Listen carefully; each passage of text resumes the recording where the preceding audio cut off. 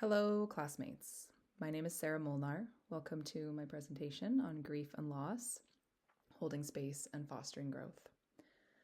I just want to, first of all, acknowledge that I live and play and raise my family on the unceded traditional lands of the Nlaka'pamux and Syilx people, colonially known as Merritt, British Columbia.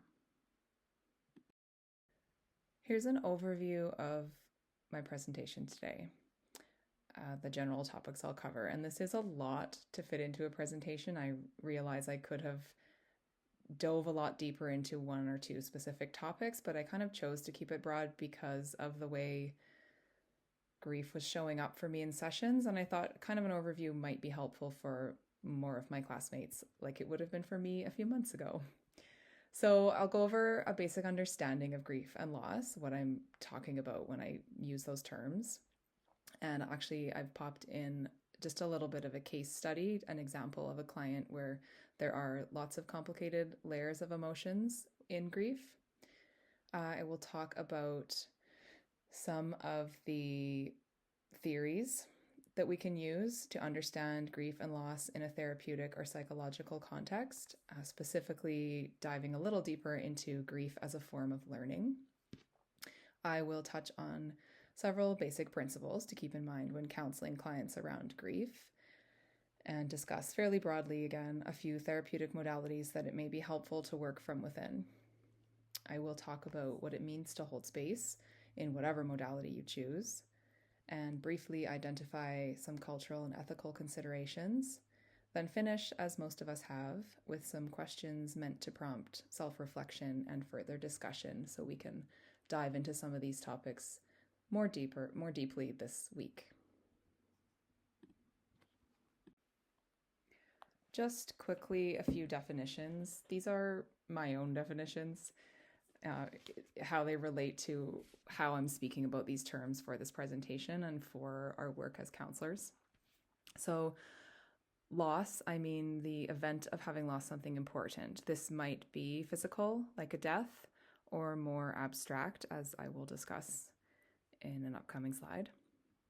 Grief, I'm talking about the reaction to loss. This can involve responses that are emotional, physical, cognitive, psychological, spiritual. Really, grief can manifest within all the ways a person interacts with the world. Bereavement, I simply mean the state of having experienced a loss. And mourning, I'm referring to the process, which is affected by individual and cultural factors, of adapting to a loss and incorporating a new version of reality into one's future. So, as I sort of alluded to, I didn't expect grief to show up in my practicum in such a pronounced way. It really wasn't something I had an interest in, but it seemed that most of my early clients were bringing very heavy grief to sessions, and it quickly became something that I had to spend some time considering both how I was going to approach this in sessions and also my own relationship to grief. So, however common grief is, arguably it's universal. That does not mean it is simple. Almost every human will lose a loved one in the course of their lifetime. And of course, grief extends to non-human things, pets, places, jobs, relationships, anything we are strongly attached to.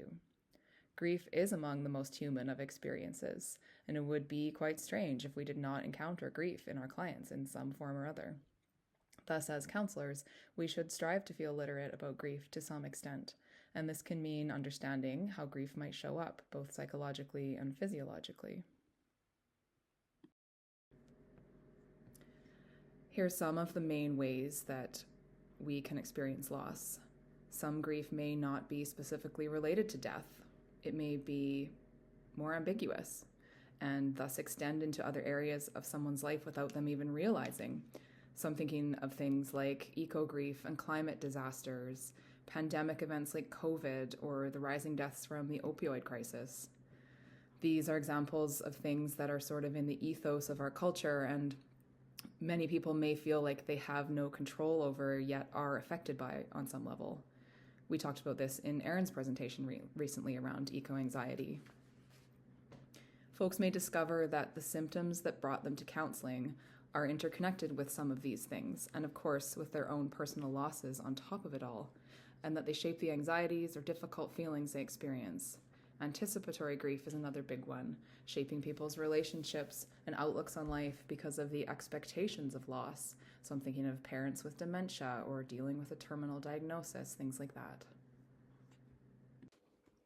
So just to do a quick overview of a bit of a case study, just to illustrate how complicated grief can be and how many layers there can be to things that people feel grief for.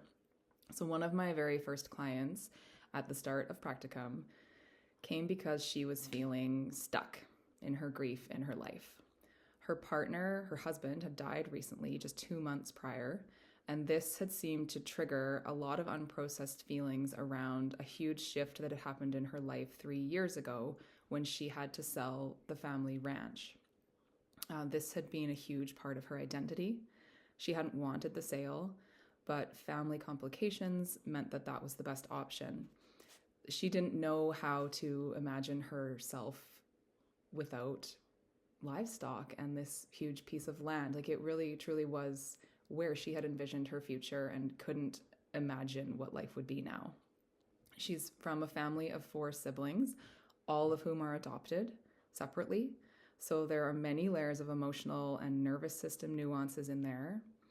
The sale of the ranch triggered feelings of guilt related to the death of her father, which had happened many years ago, and in turn, the complicated relationship she continues to have with her mother.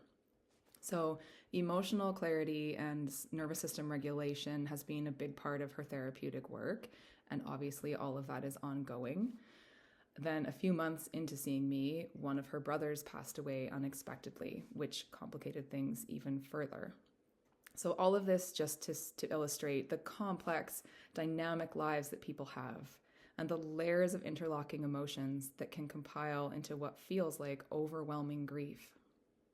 They may not even necessarily know where to begin or even to label it as grief.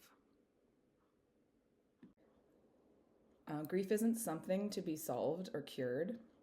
It's a unique and personal experience that most people will get through without professional help. Consider the analogy of a broken bone. We don't need to do anything to fix it. That is, like, we don't have to tell ourselves to start healing or activate some sort of internal process, but we do probably need to modify our lives to support it. Sometimes moving with a cast or a crutch, less activity, and more help from other people. And when there's some kind of impediment to healing, like an infection or multiple breaks, it can take longer and require more support. This kind of turns into complicated grief, or as it's called now, prolonged grief disorder. And we'll talk about this a little bit more later on in the presentation. I just want to touch on the 5 stages of grief. I have to address these briefly as they're insidious within our culture, and many people adhere to the belief that grief has linear, focused stages. This theory was actually developed when Dr. Kubler-Ross was working with terminal cancer patients who were facing their own deaths. We know now that, of course, most folks don't go through grief in ordered stages. They may have some of these emotions, or they may not. They may have them just once. They might cycle through a few of them. They won't necessarily have them at all. And perhaps most importantly, there's no set endpoint. So it's important for us to recognize the limitations of working within these stages so we can help normalize the myriad different responses our clients might experience. That said, there are some theories of grief that are potentially more helpful than adherence to the stages model. So let's look at a few of those. So as I said, these are just a few of the various theories around grief that can help us understand and frame our approach when working with clients. So attachment theory suggests that grief is a stress on the nervous system, as those attachment bonds that once helped us regulate, being attached to a specific other human, are now severed. Dual process theory talks about the oscillation between orienting towards and away from loss. Continuing bonds is about finding new ways to nurture those attachments, so it suggests that they're not severed. And then grief is learning, which is a relatively new approach. So I will dive into each of these a little bit deeper, but just know that this is a fairly broad overview. So of course, there's much more to learn if any one of these piques your interest.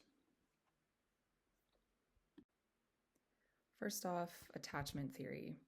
Through attachment science, we know that our brains, bodies, and psyches react really powerfully in grief, sometimes in surprising or alarming ways that we are not taught to see as expected or normal. Physical effects of grief can be very dramatic, such as the fact that a person is 21 times more likely to experience a heart attack the day after a loved one dies, or that a married man is almost twice as likely to die of a heart attack in the 3 months after the death of his wife. Symptoms of grief can also be more mundane, such as brain fog, exhaustion, digestive issues, and headaches. Truly, grieving a major loss is one of the most physically stressful events in a lifetime. Attachment theory says that the co-regulation we experienced on a physiological and nervous system level with the person we were bonded with is gone, thus leaving us dysregulated and vulnerable. Support from other people here is so important because you often need outside regulation and care while your body relearns how to be alone.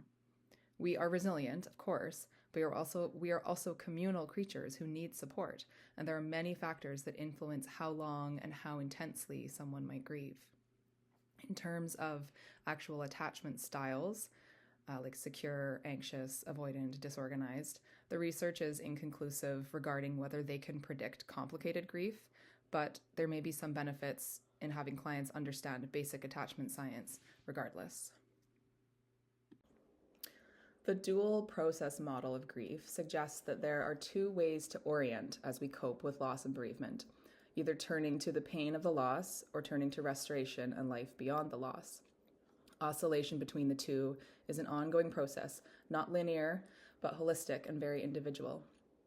The idea is to find a balance between the two that allows for emotional processing as well as active rebuilding of life. The continuing bonds theory purports that connections with loved ones continue in an inner relationship with a loved one that is purposefully kept alive through conversation with others, engagement with memories or possessions, and the use of loved one as a role model or guide. This is similar to attachment theory, but it views the bonds as everlasting connections that cannot be detached, as attachment would imply. Grief as learning is a somewhat newer theory, one that takes into account attachment, continuing bonds, as well as cognitive stress models. From an attachment science perspective, we know that we have a neurobiological stress response to being without those we are attached to. The bonds we have formed to loved ones are hardwired, deeply embedded in neurological systems.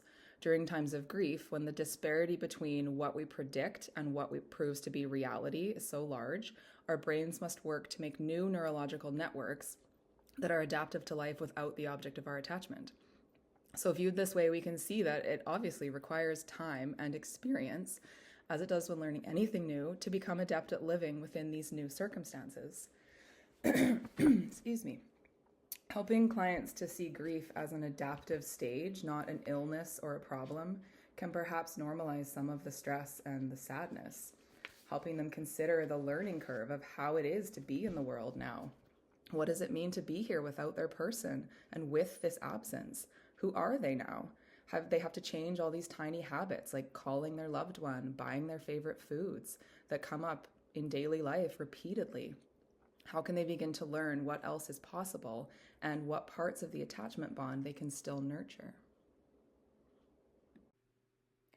Adapting to this new version of reality and having our brains rewire for this possibility explains why grief can take so long. It's a process that requires experiential learning, that is, actual lived experience of all the new ways of being, before our brains can begin to predict a loved one's absence as regularly as it predicts they will be there. When our sense of self is tied up with this, it's understandably quite complex and difficult. But an inflexible mental state where the brain adamantly refuses to acknowledge new information about the world with this loss can lead to unhealthy patterns and an inability to find a positive way forward despite loss. This leads us into more discussion of our roles as counselors and how we can help folks develop mental flexibility and essentially learn their new lives more easily. Turning to our part as counselors in all of this. As with any counseling, forming a solid therapeutic relationship is always foundational and imperative. This can mean validating clients' experiences and emotions, reflecting meaning for them in a way that helps clarify the situations and feelings. We should probably avoid trying to explain that we understand how they feel and rather help them explore their loss and what it means for their life and their ongoing relationships.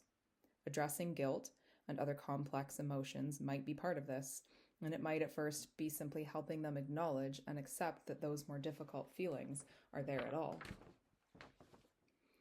Fostering emotional awareness is arguably a key step so clients can identify what they are experiencing, and then some form of acceptance can help them normalize that. Engaging in strength-based modalities to encourage resilience can also be important to consider. And so while there is no best therapy to use for grief and loss, a few do stand out as being potentially more beneficial because of the way they can help people understand their experiences and move forward despite loss. It is important to remember, too, that we're not treating the grief as the mental health problem, but rather the painful symptoms that come along with it sometimes in the form of psychological distress. So these are a few modalities that stood out to me. EFT, emotion-focused therapy. With its foundation in client-centered tradition, emotion-focused therapy can inform perspectives on grief by helping folks work towards accessing emotions and seeing them as information or symbols in the grieving process. If or when grief is blocked by various other layers of emotions, sometimes such as guilt, relief even, resentment, fear of the emotional pain itself, it can be important work to help the client untangle all this and differentiate between those extra emotions and the actual grief. So regulation and transformation of feelings in this way can be healing for many. Acceptance and Commitment Therapy, ACT, helps clients identify and accept emotions, thoughts, and feelings rather than fight or avoid them.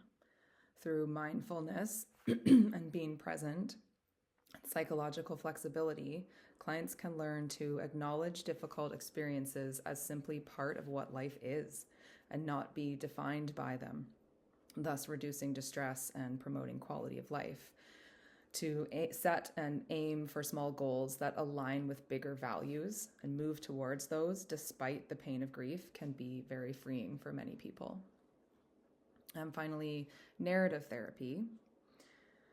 Restoring loss can help a client center themselves in the process and the narrative of their grief.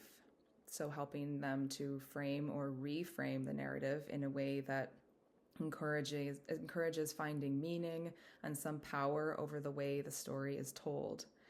Deeper understanding, empowerment, meaning making can result from engaging with narrative techniques, and it's not about erasing anything in the story or in the past or moving on, but rather choosing how to carry it and how to retell it for yourself and for others. Whatever lens you practice from, we know that the therapeutic relationship itself can be the most important tool. Simply seeking help can be a buffer against intense and ongoing grief, which makes sense when we think about the detrimental effects of social isolation in general. So supporting people through grief can simply mean offering a space for them to reflect and remember, and helping them acknowledge the vast discrepancy they now face between the attachment and love they still feel to their lost one and the reality of an existence without them in it. It can sometimes help to think of grief not as something a person has, but as something to do. Keeping grief warm so that it can flow is a concept I heard in a podcast with Frances Weller, who writes a lot about grief and life.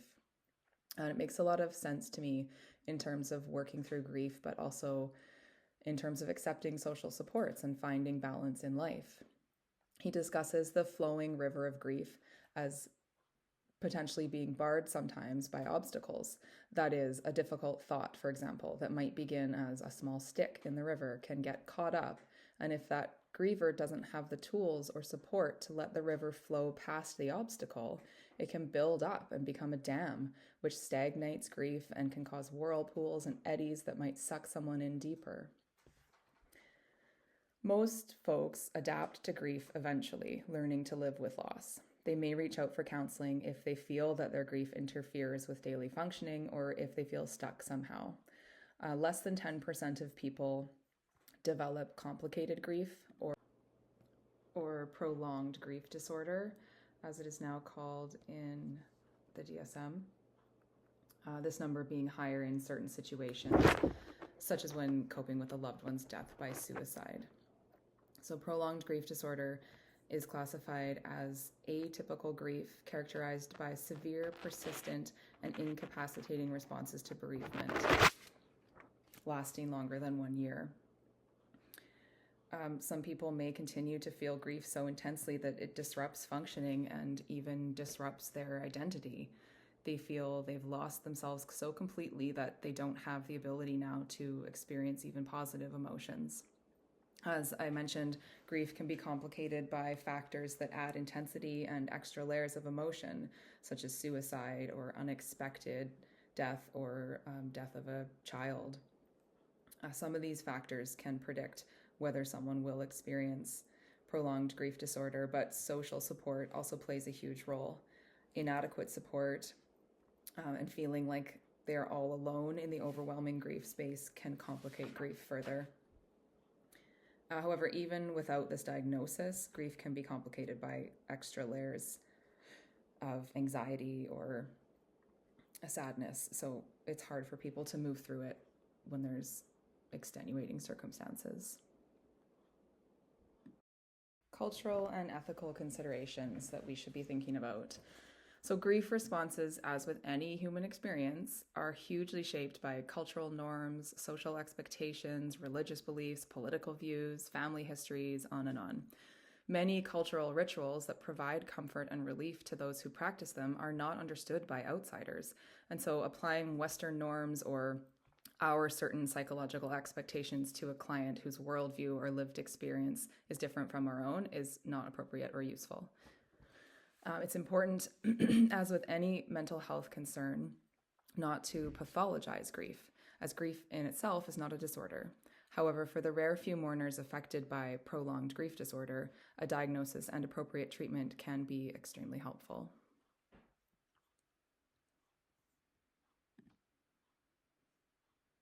So creating a therapeutic space that's helpful for folks experiencing grief can be uncomfortable for counselors, especially new ones who may not feel adequately prepared for working with bereavement. There's lots of intense emotions tied up with any form of grief. So becoming more comfortable with our own relationships to grief, our own views on death and loss, the cultural context within which we experience all this can help us normalize grief and prepare to work more deeply with clients. So this leads us into some questions for reflection and discussion this week. So what does your culture or religion say about grief? What about your own family and friends? What are your personal beliefs and values surrounding these topics? How comfortable are you discussing death and loss? What did grief look like for you as a child? Do you believe that there are different levels of grief or that some losses are inherently more painful than others? And finally, which frameworks resonate with you and you think might be useful to help clients navigate and normalize the many symptoms or experiences of grief that they might find coming up in session? I have a good amount of references. I'm not sure why there's so many, but I left them all in case you guys want to slow down and check out anything in more detail.